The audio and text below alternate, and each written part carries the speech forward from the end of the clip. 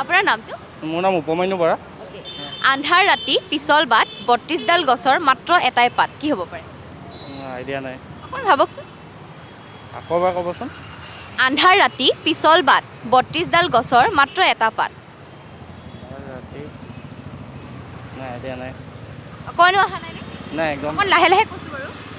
আন্ধাৰ ৰাতি পিছল বাট ৩২ডাল গছৰ মাত্ৰ এটা পাত। নাই নাই একদমেই অহা নাই। নাই হা। অকণ সময় ল'ব নেকি? ল'ব পাৰি। অকণ ভাবক আপুনি। আন্ধাৰ ৰাতি পিছল বাট ৩২ডাল গছৰ মাত্ৰ এটা পাত। চিন্তা কৰক অকণমান।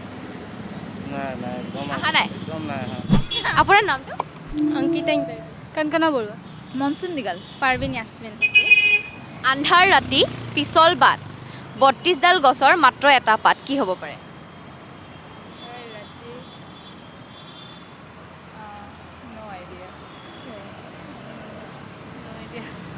ভাবকচোন অকণমান। মই অকণমান লাহে লাহে কৈছোঁ আৰু আন্ধাৰ ৰাতি পিছল বাট ৩২ডাল গছৰ মাত্ৰ এটা পাত। জিভাৰ কথা ক'লে নেকি? মুখৰ কথা টাঙৰ কথা কৈছে নেকি? মই এতিয়া কৈ নিদিওঁ, আপোনালোকে ভাবকচোন আৰু অকণমান। মুখৰে কিবা হ'ব নেকি? ক্লু দিব নোৱাৰোঁ মানে। ৩২টা কথা কৈছে কিন্তু দাঁতৰ হিচাপত বুলি ভাবিছোঁ আৰু। আপোনাৰ মতে? ৰিলেটেড টু মাউথে হ'ব লাগে। তেনেকুৱা ৰিলেটেডে হ'ব লাগে। সেইটোৱে সকলোৰে মতে মানে জিভা। সকলোৰে মতে চিয়'ৰ নে? চিয়'ৰ। আপোনাৰ নামটো? অৰ্ণৱজ্যোতি চাং সত্যপথ পাতৰ। আন্ধাৰ ৰাতি পিছল বাট ৩২ডাল গছৰ মাত্ৰ এটা পাত কি হ'ব পাৰে? জিভাৰ। জিভা।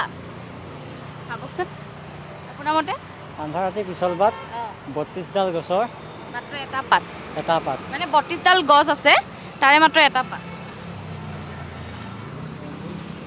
দাঁতৰ পাৰি নেকি? হা? দাঁতৰ পাৰি নেকি? দাঁতৰ পাৰি অঁ নহয়।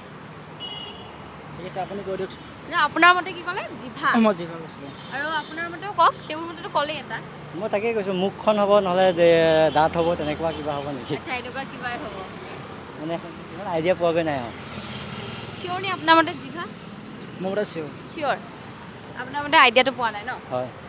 মই কৈ দিওঁ। তেখেতে কোৱাটো মই সমৰ্থন কৰিছোঁ বাৰু। আচ্ছা তেখেতে কোৱাটো সমৰ্থন কৰিছে বাৰু। হয় ঠিক আছে মই কৈ দিওঁ। কৈ দিয়ক।